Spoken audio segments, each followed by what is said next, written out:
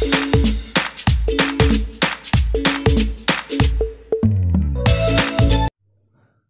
नमस्कार, success by AD sir YouTube channel में आपका स्वागत है। आज की क्लास में हम लोग देखेंगे वर्णों का उच्चारण स्थान याद करने का सूत्र। पिछले क्लासेज में हम लोग व्यंजन का वर्गीकरण देखे थे। व्यंजन के वर्गीकरण में हम लोग ने दो टाइप्स का वर्गीकरण देखा था, उच्चारण स्थान के आधार पर तथा प्रयत्न विधि के आधार पर। उच्चारण स्थान के आधार पर हम लोग ने देखा था कि उच्चारण स्थान कैसे क्या होता है। तो उच्चारण स्थान वही होता है कि वर्णों का जो है उच्चारण करते समय हमारे मुख में जो अंग हैं उन अंगों पर किसी विशेष अंग पर कंपन होता है, वही कंपन वाला स्थान अंग क्या कहलाता है, उसका वर्णों का उच्चारण स्थान मान लिया जाता है। इसी आधार पर वर्णों का उच्चारण स्थान, जैसे कुछ ऐसे वर्ण होते हैं जिनका उच्चारण स्थान कंठ होता है, कंपन वाला अंग कंठ होता है, इसीलिए उसका उच्चारण स्थान कंठ मान लिया जाता है। कुछ ऐसे वर्ण होते हैं जिनका उच्चारण स्थान तालु होता है, उनका उच्चारण स्थान तालु मान लेते हैं, तालव्य वर्ण हो जाता है। इसी तरह से दंतव्य वर्ण, सबको बारी बारी से एक सूत्र के माध्यम से हम लोग देखेंगे। ठीक है, तो नंबर 1 देखते हैं कंठ स्थान। कंठ स्थान, इसको हम लोग कंठ वर्ण भी कहते हैं, कंठ वर्ण। इसके लिए सूत्र होता है अकुह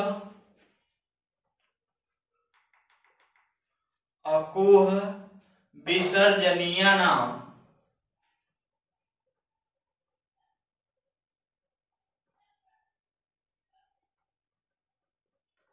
कंठ, अकुह विसर्जनीय नाम कंठ। ठीक है, अब आ जो होता है, अ में आ से अ और आ, इस सूत्र का विस्तार देखें तो कु से तात्पर्य है क वर्ग, क वर्ग, क वर्ग में क ख ग घ अंग। इसी तरह से इधर ह और विसर्ग,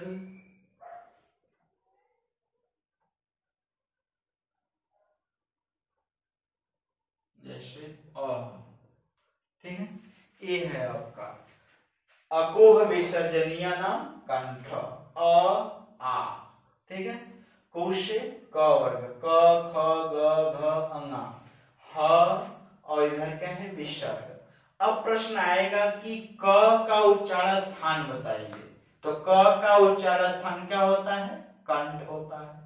ख का उच्चारण स्थान कंठ, ग का उच्चारण स्थान कंठ, घ का उच्चारण स्थान कंठ, अंग का उच्चारण स्थान भी कंठ होता है। लेकिन यहाँ पे थोड़ा सा हम लोग देखेंगे कि अंगा जो होता है इसका उच्चारण स्थान कंठ भी होता है और इसका उच्चारण स्थान नासिका भी होता है।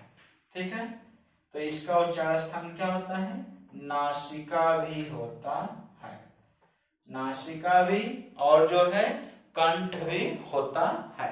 अगर एग्जाम में दोनों दिया हो, कंठ भी नासिका भी, और एक ही विकल्प सही करने की बात आए तो हम नासिका पर टिक करेंगे। ठीक है, यानी नासिका और कंठ दोनों एक साथ विकल्प में आ जाए और दोनों में से किसी एक को ही सही करने की जिद हो, बात हो, तो आप इसको फर्स्ट मानेंगे, इसको सेकंड प्रायोरिटी देंगे। ठीक है ना।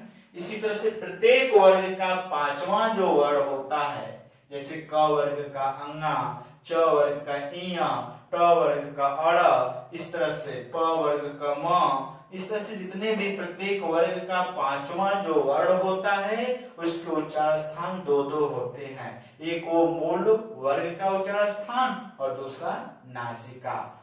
अलग अलग दिया हो नासिका भी सही होगा और उसका मूल वर्ग वाला भी उच्चार स्थान सही होगा, और दोनों एक साथ विकल्प में आया हो और दोनों में से किसी एक को सही करने की बात हो तो नासिका पे आप टिक कर देंगे। ठीक है, चलिए इसी तरह से दूसरा सूत्र देखते हैं। तो दूसरा फार्मूला होता है तालु स्थान। तालु स्थान, तालु स्थान, इसको हम लोग तालव्य वर्ण भी कहते हैं। तालव्य वर्ण, ठीक है। इसके लिए फार्मूला होता है जो है ईचु यशानाम तालो। ईचु यशानाम तालो, ईचु यशानाम तालो, ईचु यशानाम तालो, ईचु यशानाम तालो, ठीक है। ईचु यशानाम तालो, ई से आपका होता है छोटी ई और बड़ी ई। चू से आपका च वर्ग। च वर्ग में कौन कौन सा आता है? च, छ, ज, झ, ई। और इधर जो है य और इधर बड़ा वाला श, ठीक है। ईचु यशानाम तालो, ठीक है। य स, छोटे ई बड़ी ई और पूरा च वर्ग और य और श, ठीक है। इस तरह से इसमें भी उसी तरह से भी होगा। च का उच्चार स्थान तालु, छ का उच्चार स्थान तालु, ज का उच्चार स्थान तालु, झ का उच्चार स्थान तालु, इया का उच्चार स्थान तालु भी होगा और फिर क्या होगा? नासिका, ठीक है। इसी तरह से इया का भी उच्चार स्थान दो दो होगा, तालु भी होगा और फिर क्या होगा? नासिका। दोनों नासिका ऑप्शन में दिया हो तो नासिका पे टिक कर दीजिएगा, तालो दिया हो तो तालो पे टिक कर दीजिएगा, दोनों एक साथ दिया हो तो हो सकता है विकल्प दिया होगा उपयुक्त दोनों, ठीक है। अगर ऐसा न दिया हो, दोनों में से केवल एक को सही करने की बात आए तो आप नासिका पे टिक कर दीजिएगा, ठीक है। ओके, ठीक है। इसी तरह से होगा। अब इसी प्रकार से हम नेक्स्ट देखते हैं मूर्धा स्थान। मिटा दे इसको, नोट कर लीजिए आप लोग।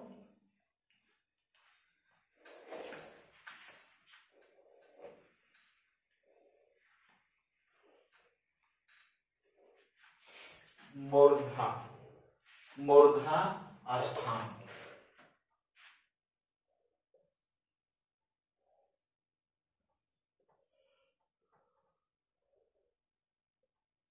इसको हम जो है मूर्धन्य वर्ण भी कहते हैं। जैसे तालु का तालव्य वर्ण, कंठ का कंठ वर्ण, इसी तरह मूर्धा का मूर्धन्य वर्ण भी कहा जाता है।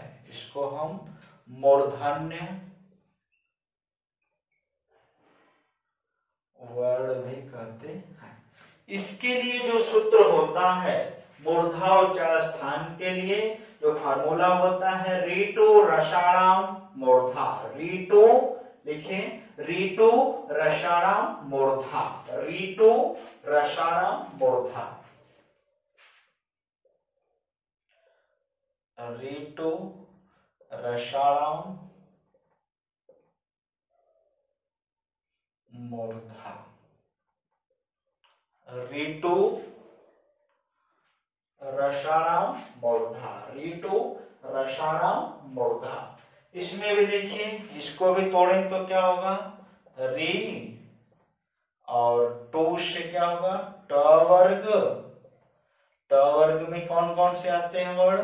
ट, ठ, ड, ढ, अ।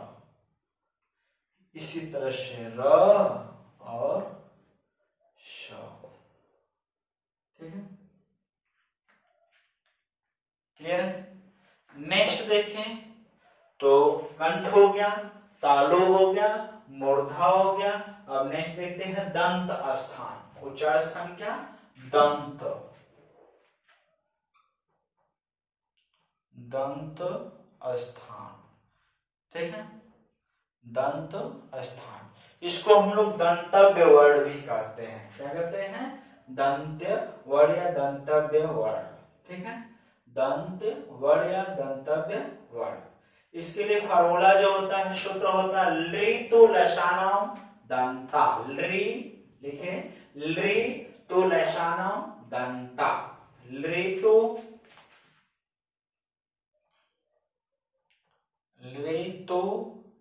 लसानम, लेतो लसानम दंतः। ठीक है, लृ से तात्पर्य है लृ, और जो है त से क्या होगा? त वर्ग, त वर्ग में त, थ, द, ध, न। इसी प्रकार ल और छोटा वाला स। लृ देखिए जो है इसका हिंदी में यूज नहीं है। लृ का हिंदी में यूज नहीं मिलता है। इसको संस्कृत में एक वर्ड स्वर मानते हैं। ठीक है, लृ का हिंदी में कोई यूज नहीं है, कोई प्रयोग नहीं होता है, लेकिन इसको संस्कृत में क्या मानते हैं? एक स्वर मानते हैं। संस्कृत में एक स्वर माना जाता है।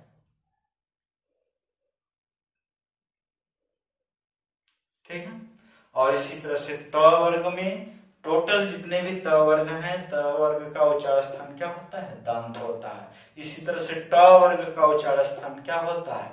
मूर्धा। और प्रत्येक वर्ग का पांचवा वर्ग का हमने बताया उच्चार स्थान क्या होता है? उसका मूल वर्ग का उच्चार स्थान भी होता है और नासिका भी होता है। इसी तरह से अड़ा का भी उच्चार स्थान क्या होगा? नासिका भी होगा और क्या होगा? मूर्धा। इसी तरह न का उच्चार स्थान भी नासिका भी होगा और क्या होगा? इसका मूल उच्चार स्थान दंत भी होगा। ठीक है, इसको भी नोट कर लीजिए, मिटा देते हैं।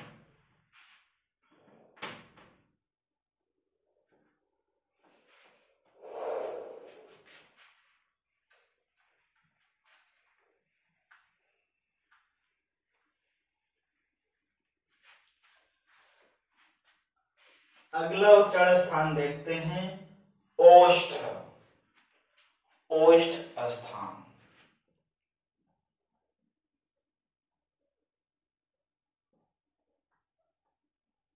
ठीक है, इसको ओष्ठ वर्ण भी कहते हैं। ठीक है, इसके लिए जो सूत्र होता है उपु पदमानिया मोष्ठो, उपु पदमानिया नाम ओष्ठो, उपु पदमानिया नाम ओष्ठो, उपु पदमानिया नाम ओष्ठो। ठीक है, ओपो पदमानिया नाम ओष्ठो। ठीक है, तो ओपो, ओ से जो होगा आपका छोटा ओ और बड़ा ओ। पो से क्या होगा? प वर्ग, प वर्ग। प में प, फ, ब, भ, म। इनका उच्चार स्थान क्या होगा? ओष्ठ होगा। फिर इसी तरह से उपदमानीय, उपदमानीय वर्ण भी होते हैं। उपदमानीय वर्ण में क्या होते हैं? प और फ, प और फ से पहले विसर्ग है, विसर्ग को इस तरह से कर दीजिए तो क्या हो जाएगा? अर्ध विसर्ग। ठीक है, इसको अर्ध विसर्ग, प और फ से पहले अर्ध विसर्ग का चिन्ह उपदमानीय चिन्ह कहलाता है। ठीक है, तो इस तरह से इनका उच्चारण स्थान क्या होता है, ओष्ठ होता है। प का, फ का, ब का, भ का, म का और इधर ओ का, बड़ा ओ का। इसी प्रकार जैसे ऊपर हम लोग देखे हैं उसी प्रकार से म का उच्चारण स्थान दो दो होता है, ओष्ठ भी होता है और नासिका भी होता है। ठीक है, ओष्ठ भी होता है और क्या होता है, नासिका भी होता है। ठीक है, इसी तरह नासिका स्थान की बात करें तो नासिका उच्चारण स्थान में अंग, ठीक है, और इधर जितने भी प्रत्येक वर्ग, ठीक है, प्रत्येक वर्ग के पांचवें वर्णों के दो दो उच्चारण स्थान होते हैं। एक उनका अपना मूल वर्ग के साथ और दूसरा नासिका। जैसा कि हमने बताया कि एग्जाम में अगर आता है उनका मूल वर्ग उच्चारण स्थान में दिया है तो मूल वर्ग का उच्चारण स्थान भी होगा, अगर नासिका दिया है तो नासिका।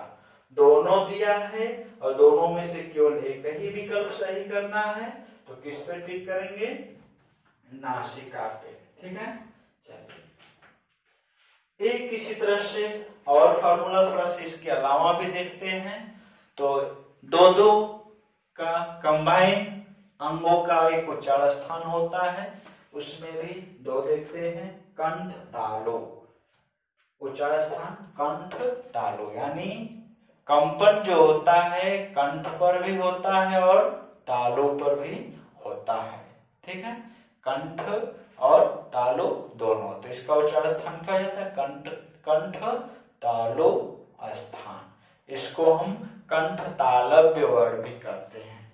इसको कौन सा वर्ण कहेंगे, कंठ तालव्य वर्ण, कंठ तालव्य वर्ण, कंठ तालव्य वर्ण। ठीक है, इसमें इसका सूत्र जो होता है, इसका सूत्र है ए दैतो कंठ तालो, ए दैतो कंठ तालो, ए दैतो कंठ तालो। ठीक है, इसको देखें तो ए और आई, इन दोनों का उच्चारण स्थान जो होता है क्या होता है, कंठ तालो। उच्चारण स्थान क्या होता है, कंठ तालो। इसीलिए ए और आई को, सॉरी इसको ऐसे लिखिएगा, ए और आई को कंठ तालव्य वर्ण कहते हैं। प्रश्न अगर आए कि निम्नलिखित में से कंठ तालव्य वर्ण हैं तो ए या आई। कंठ तालव्य उच्चारण स्थान की बात करें तो क्या हो जाएगा, ए और आई। ए और आई का उच्चारण स्थान कंठ तालु। इसी तरह से होता है कंठोष्ठ, कंठोष्ठ, कंठोष्ठ,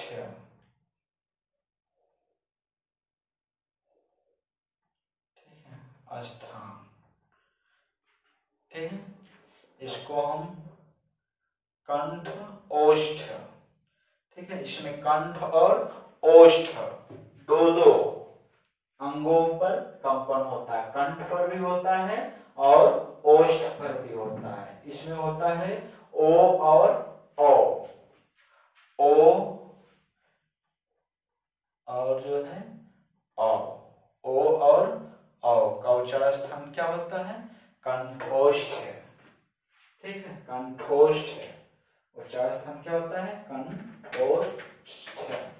ठीक है, इस तरह से आपका जो था उच्चारण स्थान याद करने के कुछ सूत्र थे। ठीक है, इसमें अगर आपको जो भी प्रॉब्लम्स हो तो आप जो है कमेंट बॉक्स में बता सकते हैं कि सर यहाँ पे प्रॉब्लम है, उसको जो है आपको डाउट्स को क्लियर किया जा सकता है हमारी टीम के द्वारा। ठीक है, इसमें देखिए आपको प्रॉब्लम से ही आई होगी कि ये जो ओ है इसका उच्चारण स्थान दो दो कैसे हो गया, ओ का उच्चारण स्थान दो दो कैसे हो गया। जैसे आप लोग पढ़े होंगे ओ जो है दीर्घ स्वर है, ओ क्या है, दीर्घ स्वर है। ठीक है, तो ओ जो है दीर्घ स्वर है और ओ जो है अ और ओ से मिलकर बना है। ओ जो है क्या है, दीर्घ स्वर है, और ओ अ प्लस किससे मिलकर बना है, ओ से। आ का उच्चारण स्थान कंठ होता है, आ का उच्चारण स्थान क्या होता है, कंठ होता है, और ओ का उच्चारण स्थान क्या होता है, जो है ओष्ठ। ठीक है, ओ का उच्चारण स्थान क्या होता है, ओष्ठ।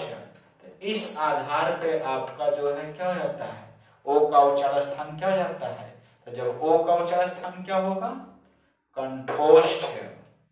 ठीक है ना, इसी तरह से औ में भी, और इसी तरह से आपका जो है ए और ऐ में भी देखेंगे। और ई मिलकर बना है, और एक का उच्चारण स्थान आपको कंठ मिलेगा, और दूसरे का उच्चारण स्थान क्या, तालु, इसीलिए कंठ तालव्य। आई होप कि आपको समझ में ये आ गया होगा। ठीक है, ओके।